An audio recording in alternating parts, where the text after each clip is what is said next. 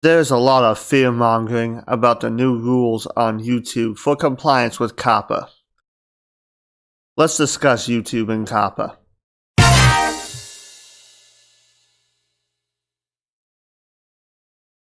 Earlier, I posted a video about YouTube's new rules. There'll be a card up in the upper right-hand corner if you want to watch it. This is kind of a continuation of that video. There'll also be a link in the description. But first, before we start, if you like my content and you're new to the channel, please hit that subscribe button. It really helps the channel. So I was watching some videos posted by Daryl Eves and Ian Corazine about YouTube's new rules pertaining to the Child Online Privacy Protection Act, or COPPA, and how the FTC plans to enforce COPPA. If you're a creator on YouTube, you already know that you have to declare whether your videos are made for kids. But now, it's coming out that the FTC is going to start fining creators up to $49,530 per video for failure to comply after the deadline.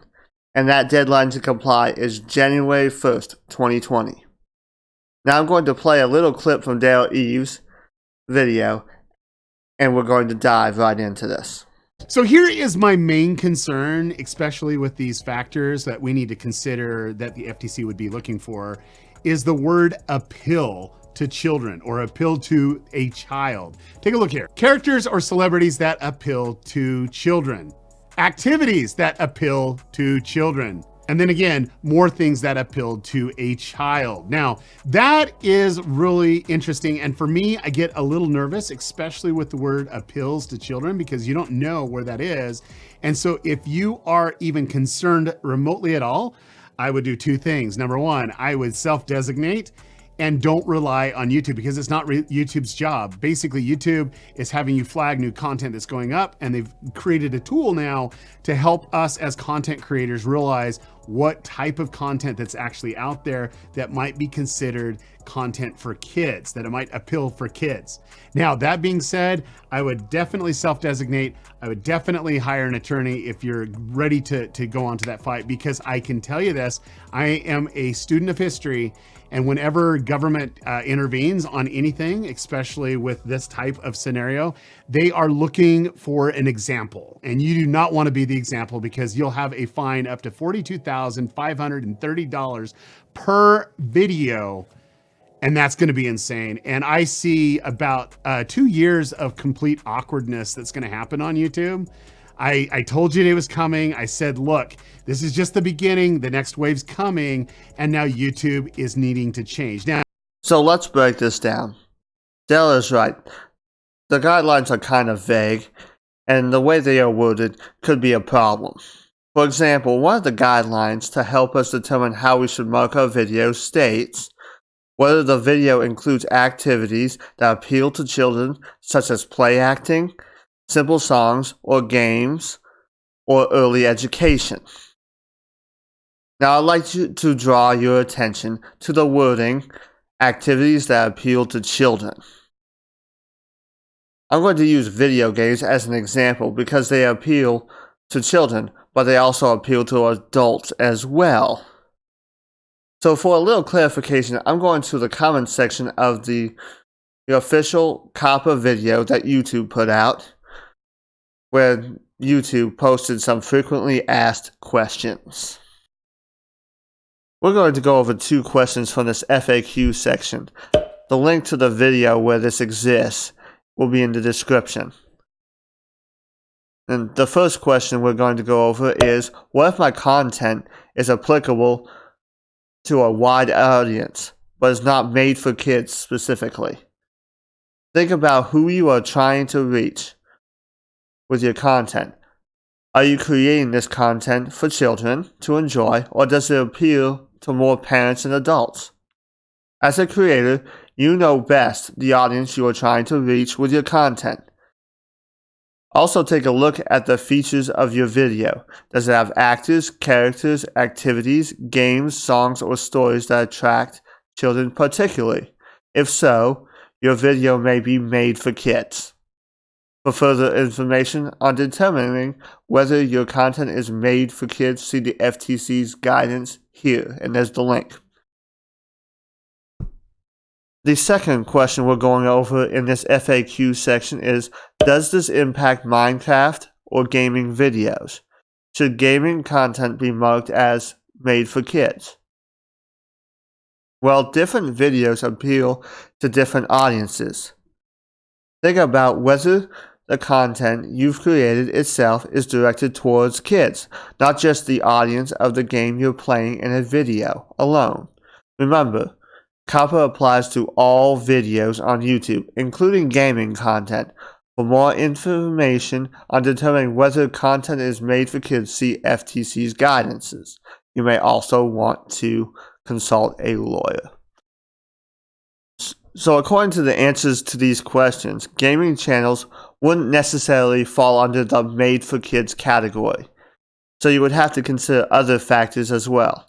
It would probably depend heavily on the game your video is covering. For example, if you were covering a Lego game in your video, these games are typically designed for children, so you should probably mark that particular video as made for kids.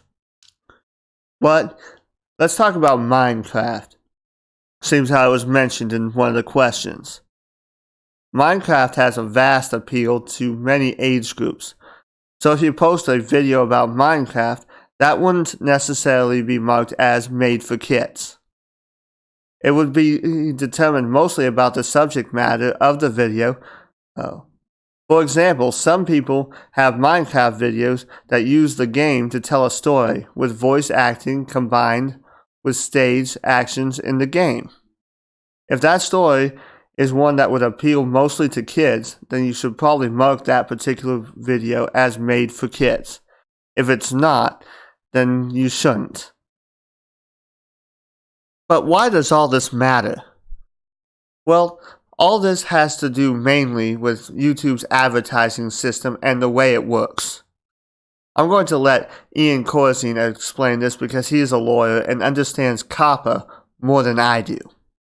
In 1998, the FTC adopted a new law called the Children's Online Privacy Protection Act, or COPPA. The purpose of this law was simple. They didn't want children, who are defined as being under 13 years of age, to be able to give their personal information away, their name, their address, their phone number, put it on the internet, and then be subject to potential bad people and predators. The law was straightforward. Online services and social media platforms could not collect kids' personal information without the express consent of their parents. In the next decade, it became clear that the biggest threat for information on the internet about children was not so much them actually typing in their name, their address, or their phone number, or their age. A lot of kids, 6-year-olds, 7-year-olds, didn't even know their own address. The biggest threat was actually web cookies. I'm sure you creators out there know what web cookies are, but just in case you don't,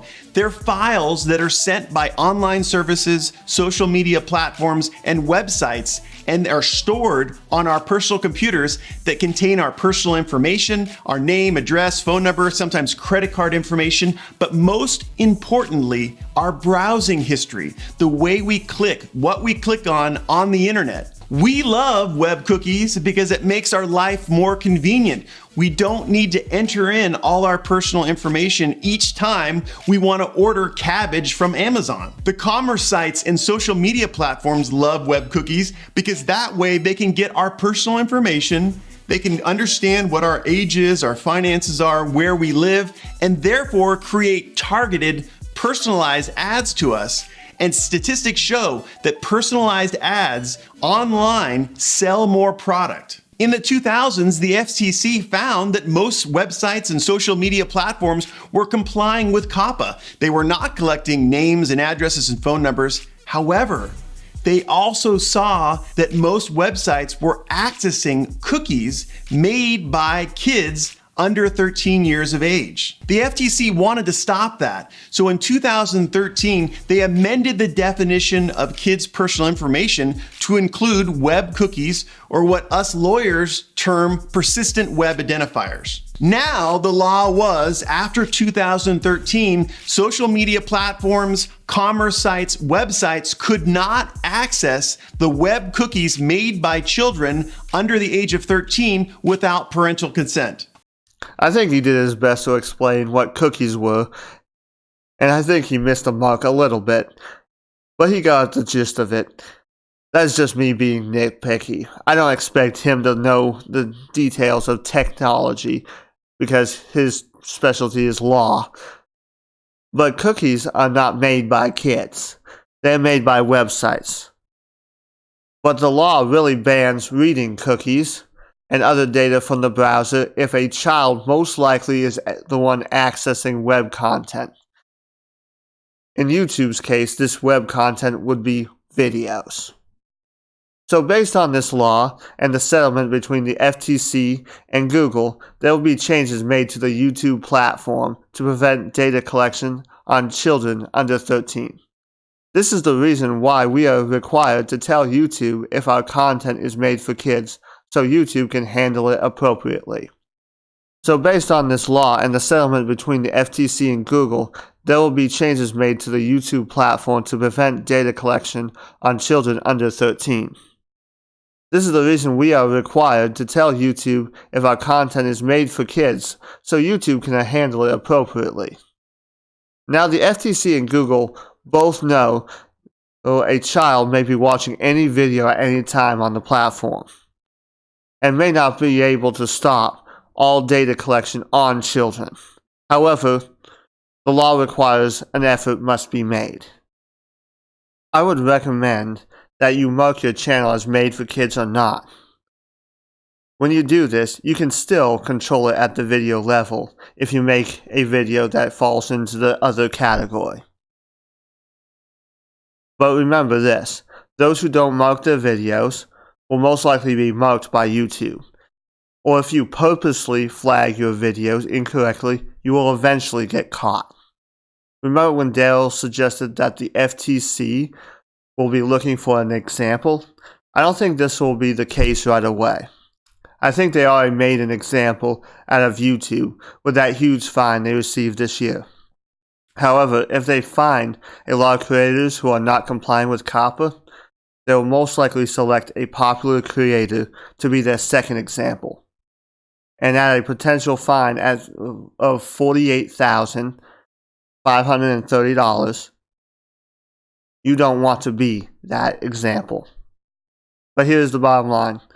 If you use your common sense when marking your videos as made for kids or not, I think you will be just fine. If you like this video, please feel free to like, share, and subscribe. Also, consider following me on my social media links below. And if you really liked it, check out these videos that are listed on your screen. Have a nice day, and thank you for watching The Penguin Revolution.